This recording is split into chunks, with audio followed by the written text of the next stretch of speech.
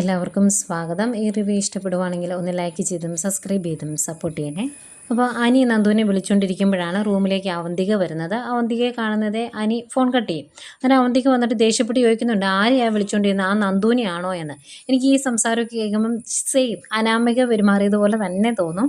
അന്നേരം അനി എനിക്ക് എന്നെ നന്ദുവിനെ മാത്രമേ വിളിക്കാവുള്ളൂ എന്ന് തിരിച്ചു ചോദിക്കും. അന്നേരം അവന്തിക പറയുന്നുണ്ട്, അല്ല ഞാൻ കയറി വന്നപ്പോൾ പെട്ടെന്ന് കട്ട് ചെയ്തു ഫോൺ, അതുകൊണ്ട് ചോദിച്ചതാ എന്ന്.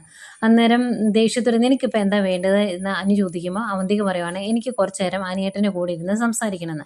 അന്നേരം അനി പറയുന്നുണ്ട്, ഇതിനു മുമ്പ് നീ എൻ്റെ അടുത്തേക്ക് വരുമ്പോൾ എനിക്ക് പ്രശ്നങ്ങളൊന്നും ഇല്ലായിരുന്നു, പക്ഷേ എനിക്കിപ്പോൾ ഇതൊന്നും ഉൾക്കൊള്ളാൻ പറ്റുന്നില്ല. എനിക്ക് നിന്നെ വിവാഹം കഴിക്കാൻ സാധിക്കത്തില്ല. വിവാഹം കഴിക്കണമെങ്കിൽ ചെറുക്കനും പെണ്ണിനും പരസ്പരം ഇഷ്ടം ഉണ്ടായിരിക്കണം.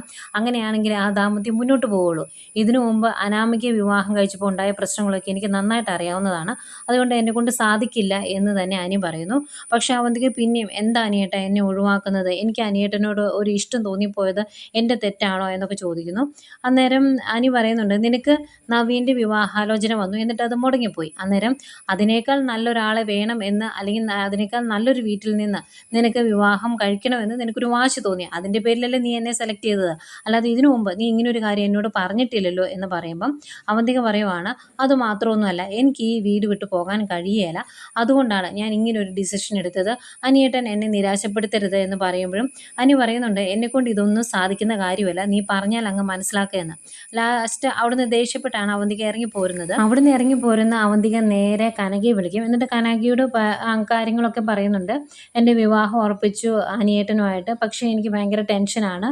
ഇപ്പോഴും അനിയേട്ടനും നന്ദുവും തമ്മിൽ ബന്ധമുണ്ടോ എന്ന് എനിക്ക് സംശയമുണ്ട് എന്നൊക്കെ പറയുമ്പം കനക പറയുന്നുണ്ട്, ഇല്ല മോളെ, അങ്ങനെയൊന്നുമില്ല. ഇനി ഒരിക്കലും നിങ്ങളുടെ ജീവിതത്തിലേക്ക് നന്ദു ഒരു വിലങ്ങുതടിയായിട്ട് വരികയില്ല. അതുപോലെ നിങ്ങളുടെ മുത്തശ്ശൻ ഇവിടെ വന്ന് സംസാരിച്ചപ്പോഴും ഞങ്ങൾ ആ ഒരു വാക്ക് കൊടുത്തിട്ടുള്ളതാണ് എന്നൊക്കെ പറയും. എന്നിട്ട് ആശ്വസിപ്പിച്ചിട്ട് ഫോം വയ്ക്കും. ഫോം വെച്ച് കഴിയുമ്പോൾ കനകയ്ക്ക് ആകെ ടെൻഷനാണ്. അതുപോലെ ഫോം വയ്ക്കുന്നതിന് മുമ്പ് അവന്തിക പറഞ്ഞായിരുന്നു അവരിടയ്ക്കൊക്കെ കാണുന്നുണ്ട്, അത് എനിക്ക് സംശയം തോന്നാൻ കാരണമെന്ന്.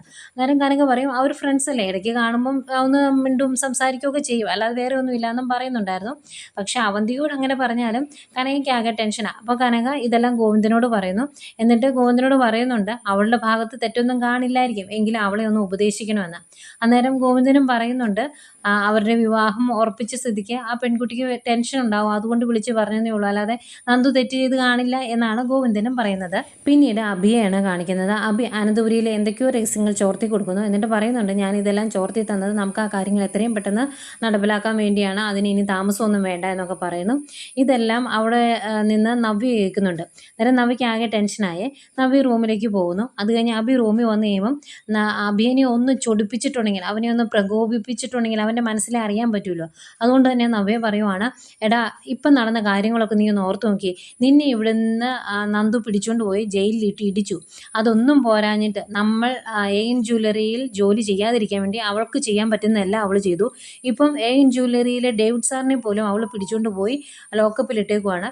ഇത്രയൊക്കെ ചെയ്ത അവളോട് എന്തെങ്കിലും നമുക്ക് തിരിച്ച് ചെയ്യണ്ടേ എന്നൊക്കെ ചോദിക്കുവാണ്. അന്നേരം അഭി പറയുന്നുണ്ട്, ഡേവിഡ് സാറിനെ പിടിച്ചുകൊണ്ട് പോയി അവൾ ഈ കാണിച്ചത് അവളുടെ ആയുസ് കുറയ്ക്കുന്ന പരിപാടിയാണ്.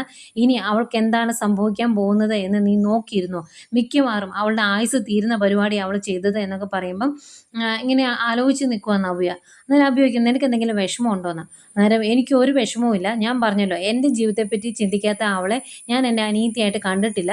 നിനക്ക് ചെയ്യേണ്ടത് എന്താണെന്ന് വെച്ചാൽ ചെയ്യാം, പിന്നെ എൻ്റെ എന്തെങ്കിലും സഹായം വേണമെങ്കിൽ ഞാൻ ചെയ്തു തരാം, നിൻ്റെ പ്ലാൻ എന്താണ് എന്ന് എന്നോട് പറഞ്ഞാൽ മതി, വേണേ ഞാൻ അവളെ സ്നേഹം ഭാവിച്ച് നീ പറയുന്നിടത്ത് കൊണ്ടെത്തിച്ച് തരാം എന്നൊക്കെ പറയുന്നുണ്ട്. അന്നേരം അഭി പറയുവാണ്, അതിൻ്റെ ഒന്നും ആവശ്യമില്ല, അവൾക്കിട്ട് ഏതായാലും പണി കൊടുക്കാൻ ഞങ്ങൾ തീരുമാനിച്ചിട്ടുണ്ട്, അത് വേണ്ട സമയത്ത് വേണ്ടതുപോലെ ഞാൻ ചെയ്തോളാം എന്ന്. ഇത്രയും പറഞ്ഞിട്ടാണ് അഭി പോകുന്നത്. പോകുമ്പം നവ്യ മനസ്സിലോർക്കുന്നുണ്ട്, ഇല്ലടാ എൻ്റെ നന്ദുവിൻ്റെ ശരീരത്ത് ഒരു പോറൽ വീഴാൻ ഞാൻ സമ്മതിക്കത്തില്ല എന്ന്. പിന്നെ നന്ദുവിനെ കാണിക്കുന്നു. പിറ്റേ ദിവസമാണ് രാവിലെ അനിയെ കാണാൻ വേണ്ടി നന്ദു വീട്ടിൽ നിന്ന് ഇറങ്ങുവാണ്. അന്നേരം കനക വന്നിട്ട് വീണ്ടും കുറേ സംശയങ്ങളൊക്കെ ചോദിക്കും. പിന്നീട് അവന്തിക വിളിച്ച് ഇങ്ങനെ ഒരു പരാതി പറഞ്ഞ കാര്യവും പറയുന്നുണ്ട്. അന്നേരം നന്ദു പറയും, അമ്മയ്ക്ക് എപ്പോഴും ഈ ഒരു കാര്യം എന്നോട് പറയാൻ ബോറടിക്കുന്നില്ലേ, എനിക്കിത് കേട്ട് മടുത്തു എന്ന് പറയുമ്പം കനക പറയുന്നുണ്ട്, ഞാൻ എപ്പോഴും അത് പറയുന്നുണ്ടെങ്കിൽ അത്രത്തോളം ടെൻഷൻ ഞങ്ങൾക്കുണ്ട്, അതുകൊണ്ടാണ്, അല്ലാതെ വേറെ ഒന്നും കൊണ്ടല്ല. നീ ഇനി അനിയുടെ ജീവിതത്തിലോട്ട് ചെല്ലരുത്, അവർക്ക് ശല്യമായിട്ട് നിൽക്കരുത് എന്നൊക്കെ പറഞ്ഞ് കുറച്ച് ഉപദേശിച്ചിട്ട് വിടുന്നു. അതുപോലെ അനന്തപുരിയിൽ നിന്ന് അനിയും റെഡിയായി ഇറങ്ങുന്നുണ്ട്. അന്നേരം രാവിലെ അവന്തിക കുളിച്ച് സുന്ദരിയായിട്ട് ഇരിക്കുമായിരുന്നു. അപ്പോൾ അനി ഇറങ്ങി പോകുന്ന കാണുമ്പോൾ ഇത്ര രാവിലെ അനിയേട്ടൻ എങ്ങോട്ടാണ് എന്ന് ചോദിക്കും. അന്നേരം ഈ 6 ദിവസം കഷ്ടപ്പെട്ട് വർക്ക് ചെയ്യുമല്ലേ, അന്നേരം ഒന്ന് റിലാക്സ് ചെയ്യണ്ടേ, അതിനുവേണ്ടി ഞാൻ പുറത്ത് പോകുവാണ് എന്ന് പറയുക. അന്നേരം അവന്തിക ഞാനും കൂടെ വരട്ടെ എന്ന് ചോദിക്കും. അന്നേരം അനി പറയുന്നുണ്ട്, നീ എൻ്റെ കൂടെ വരണ്ട, എൻ്റെ കുറേ ഫ്രണ്ട്സ് ഉണ്ട്, അവരുടെ കൂടെയാണ് ഞാൻ പോകുന്നത്, പിന്നെ എനിക്ക് ചില മീറ്റിങ്ങുകളും ഉണ്ട് എന്ന് പറയുമ്പം ഞായറാഴ്ച എന്ത് മീറ്റിംഗ് ആണോ ഉള്ളത് അനിയേട്ടനെ എന്ന് ചോദിക്കും. അന്നേരം അതിപ്പോൾ നിന്നോട് പറയേണ്ട കാര്യമില്ല, നമ്മുടെ പല ബ്രാഞ്ചുകളും ഞായറാഴ്ച തുറക്കാറുണ്ട്, അത് നിനക്ക് അറിയത്തില്ലേ എന്ന് ചോദിക്കുക. അന്നേരം വിഷമത്തോടെ ഇതെന്താ അനിയേട്ട എന്നെ ഇങ്ങനെ അവോയ്ഡ് ചെയ്യുന്നത്, ഇത് ഇത്തിരി കൂടുന്നുണ്ട് എന്ന് പറയുമ്പം അനി പറയുന്നുണ്ട്, ഞാൻ നിന്നോട് കാര്യങ്ങൾ വ്യക്തമായിട്ട് പറഞ്ഞതാണ്. നവീനുമായിട്ടുള്ള വിവാഹാലോചന മുടങ്ങിപ്പോയപ്പോൾ അവനോട് ഞാൻ പല രീതിയിൽ സംസാരിച്ചതാണ്, നിങ്ങളുടെ വിവാഹം നടക്കാൻ വേണ്ടി നിനക്ക് ഇതുപോലൊരു ആഗ്രഹം ഉണ്ടായിരുന്നെങ്കിൽ അവനോട് സംസാരിക്കാൻ മേലായിരുന്നോ എന്ന് ചോദിക്കും. അന്നേരം അവന്തിക്ക് പറയാം, ഞാൻ അത്ര നാണം കെട്ട പെണ്ണൊന്നും അല്ല, ഇഷ്ടമല്ല എന്ന് പറഞ്ഞു കഴിഞ്ഞാൽ പിന്നെ പുറകെ പോകാൻ എന്ന്. അന്നേരം അനി ചോദിക്കും, അത് തന്നെയല്ലേ നീ എൻ്റെ അടുത്തും ചെയ്യുന്നത്, നിന്നോട് എനിക്ക് ഈ വിവാഹത്തിന് താല്പര്യമില്ല എന്ന് പറഞ്ഞായിരുന്നല്ലോ, പിന്നെ എന്തിനാ നീ വീട്ടുകാരെ ഉപയോഗിച്ച് എൻ്റെ മേൽ പ്രഷർ ചെലുത്തുന്നത് എന്ന് ചോദിക്കും. അന്നേരം അവരെ പോലെയാണോ അനിയേട്ടൻ, അനിയേട്ടൻ ഈ വീട്ടിലെ കുടുംബത്തിലെ ഒരാളല്ലേ എന്ന് ചോദിക്കുവാണ്. അന്നേരവും അനി പറയുന്നുണ്ട്, എനിക്ക് നിൻ്റെ ക്യാരക്ടർ വന്ന സമയത്ത് ഇഷ്ടമായിരുന്നു, പക്ഷേ ഈ രീതിയിലാണ് പെരുമാറുന്നതെങ്കിൽ എനിക്ക് നിന്നെ ഉൾക്കൊള്ളാൻ പറ്റുകയില്ല, അത് ഞാൻ പലതവണ പറഞ്ഞു കഴിഞ്ഞു, ഇനി എന്നെ ശല്യം ചെയ്യാൻ വരരുത് എന്നൊക്കെ പറഞ്ഞിട്ടാണ് അനി അവിടുന്ന് പോകുന്നത്. അന്നേരെ അവന്തിക മനസ്സിൽ ഓർക്കുന്നുണ്ട്, ഇതെവിടെയാണ് പോകുന്നത് എന്ന് കണ്ടുപിടിക്കണമല്ലോ എന്ന്. എന്നിട്ട് നേരെ അഭിയുടെ അടുത്ത് വരും. എന്നിട്ട് അഭിയോട് ഇത് പറയുമ്പോൾ അഭി പറയുന്നുണ്ട്, അവൻ ഇവിടുന്ന് ഒരുങ്ങി ഇറങ്ങി പോയിട്ടുണ്ടെങ്കിൽ അത് നന്ദുവിനെ കാണാൻ തന്നെ ആയിരിക്കുമെന്ന്. അന്നേരം അവന്തികയ്ക്ക് ആകെ ടെൻഷനും വിഷമവും ഒക്കെ വരുന്നു. അന്നേരം അഭി പറയുന്നുണ്ട്, നീ വിഷമിക്കൊന്നും വേണ്ട, നിങ്ങളുടെ വിവാഹത്തിന് വിലങ്ങുതടിയായിട്ട് നിൽക്കുന്നത് നന്ദു ആണെങ്കിൽ അവൾ ഈ ഭൂമുഖത്ത് കാണുകയില്ല, അവളെ ഞങ്ങൾ തീർത്തിരിക്കും, അതുകൊണ്ട് നീ ടെൻഷൻ അടിക്കേണ്ട എന്ന് പറയുന്നു. എന്നിട്ട് അതിൻ്റെ കൂടെ പറയുന്നുണ്ട്, AN ജ്വല്ലറി ഇപ്പോൾ തകർന്നുകൊണ്ടിരിക്കുകയാണ്, അന്നേരം അച്ഛൻ്റെ ഒരു സമാധാനം നീയും അനിയും തമ്മിലുള്ള വിവാഹം നടക്കൂലോ എന്നതാണ്. കാരണം അനി അനന്തപുരിയിലെ മൂർത്തി ജ്വല്ലറിയുടെ MD ആണ്, ആ ഒരു ആശ്വാസത്തിലാണ് അച്ഛൻ ഇരിക്കുന്നത് എന്നൊക്കെ പറയുന്നുണ്ടായിരുന്നേ. എന്നിട്ട് നേരെ നവ്യയുടെ അടുത്ത് വരും. എന്നിട്ട് നവ്യയോട് പറയുന്നുണ്ട്, ഇവിടുന്ന് ഒരുത്തൻ ഒരുങ്ങിക്കിട്ടി ഇറങ്ങിയിട്ടുണ്ട്, അവൻ പോകുന്നത് മിക്കവാറും നിൻ്റെ അനിയത്തെ കാണാൻ വേണ്ടി തന്നെയായിരിക്കും. ഇപ്പോൾ അവന്തികയും അവനും തമ്മിലുള്ള വിവാഹം ഏകദേശം നടക്കുമെന്നൊരവസ്ഥയിൽ ഈ വീട്ടിൽ കൊണ്ടെത്തിച്ചിട്ടുണ്ട്, അത് മുടക്കാനാണ് നിൻ്റെ അനിയത്തിയുടെ ഭാവമെങ്കിൽ അവൾ പിന്നീട് ഭൂമിയിൽ കാണില്ല എന്ന് നവ്യയോട് തുറന്ന് പറയുവാണ്.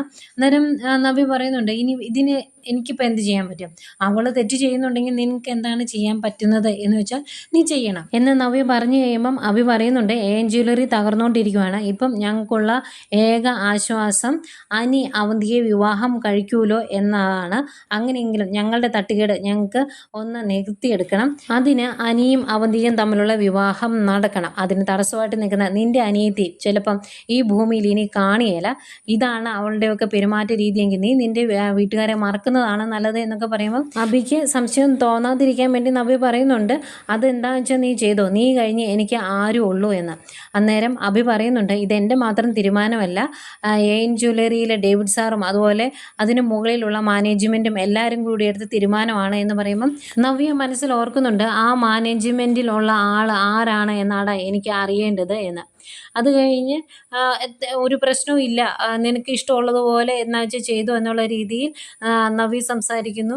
ഇതെല്ലാം കഴിഞ്ഞ് അഭി അങ്ങ് പോയി കഴിയുമ്പോഴേക്കും നവ്യ നേരെ നവ്യയുടെ കൂട്ടുകാരിയെ വിളിക്കും. എന്നിട്ട് വീട്ടിൽ നന്ദു ഉണ്ടോ എന്നൊന്ന് നീ ഒന്ന് വിളിച്ചു ചോദിക്കാവോ എന്ന് ചോദിക്കുവാണ്. ചോദിക്കാമെന്ന് പറഞ്ഞ് നമിത കനകയെ വിളിക്കും. എന്നിട്ട് SI സാർ ഉണ്ടോ എന്നാണ് ചോദിക്കുന്നത്. അന്നേരം എന്തിനായിരുന്നു, SI സാർ ഇവിടെ ഇല്ലല്ലോ, പുറത്തേക്ക് പോയേക്കുവാണ് എന്ന് പറയും. അന്നേരം ഞാനൊരു കേസ് കൊടുത്തായിരുന്നു, അതിൻ്റെ കാര്യങ്ങളൊന്ന് ചോദിക്കാനായിരുന്നു, ഞാൻ പിന്നെ വിളിച്ചോളാം എന്നും പറഞ്ഞിട്ട് ഫോൺ വയ്ക്കും. എന്നിട്ട് അത് നവ്യനെ അറിയിക്കുന്നു. നവ്യ അന്നേരം ആകെ ടെൻഷനിലാവുകയാണ്.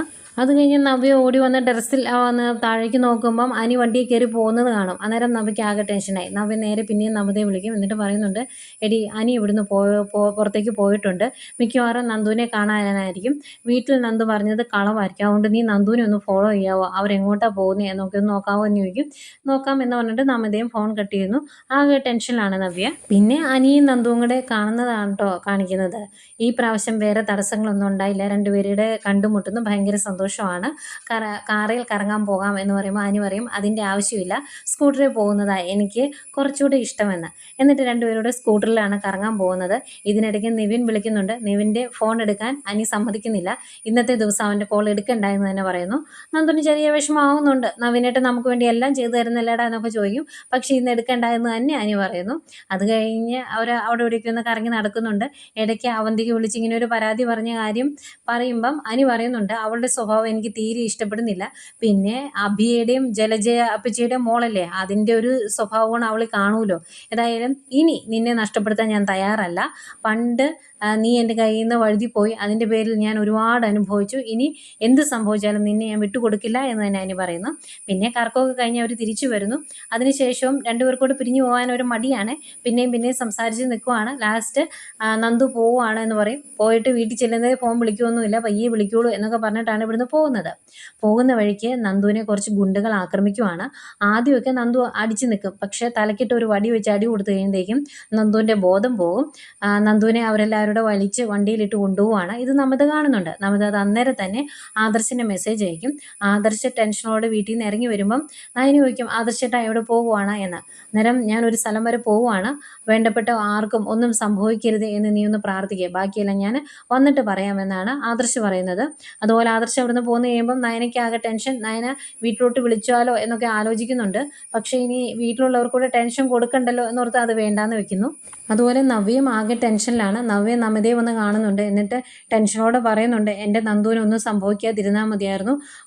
കണ്ണിച്ചോരില്ലാത്തവരാണ് എൻ്റെ അനിയത്തി പിടിച്ചുകൊണ്ട് പോയേക്കുന്നത്, അവൾക്ക് എന്തെങ്കിലും സംഭവിക്കുമോടി എന്നൊക്കെ ഇങ്ങനെ വിഷമത്തോട് ചോദിക്കുമ്പം ആദർശേട്ടൻ അറിഞ്ഞതല്ലേ, ആ വണ്ടിയുടെ ഡീറ്റെയിൽസ് ഒക്കെ ഞാൻ ആദർശേട്ടന് അയച്ചു കൊടുത്തിട്ടുണ്ട്, അതുകൊണ്ട് നീ ടെൻഷൻ ആകണ്ട, പ്രശ്നമൊന്നും ഉണ്ടാകില്ല എന്നൊക്കെ പറഞ്ഞ് നമിത നവ്യനെ ആശ്വസിപ്പിക്കുന്നുണ്ട്. ഈ സമയം വീട്ടിൽ വന്നതിന് ശേഷം എനിക്ക് പിന്നെയും നന്ദുവിനോട് സംസാരിക്കാനൊക്കെ ഒരു കൊതി. അവൻ ഫോൺ എടുത്ത് വിളിച്ചു നോക്കുന്നുണ്ട്. ഫോൺ സ്വിച്ച് ഓഫ് ആണ്.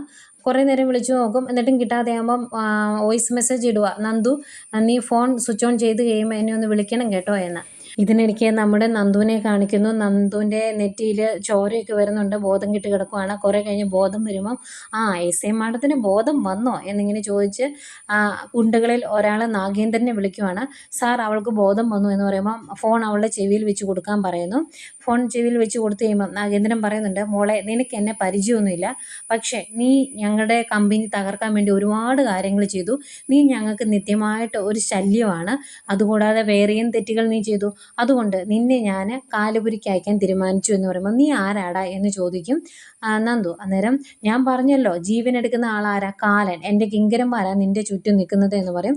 അന്നേക്കും ഫോണ് ആ ഗുണ്ട മേടിക്കും. എന്നിട്ട് എന്താ സാർ ചെയ്യേണ്ടതെന്ന് ചോദിക്കുമ്പം അവളെ കൊന്ന് തള്ളിയേക്കാൻ പറയുവാണ്. അങ്ങനെ ഫോൺ വെച്ചതിന് ശേഷം നന്ദുവിനെ കൊല്ലാൻ വേണ്ടി വലിയൊരു വടുവാളൊക്കെ എടുത്തുകൊണ്ട് നിൽക്കുന്ന ഗുണ്ടയും അതുപോലെ ഇത്തിരി ടെൻഷനോടെ നിൽക്കുന്ന നന്ദുവിനെയും കാണിച്ചുകൊണ്ടാണ് ഇന്നത്തെ കഥ അവസാനിക്കുന്നത്.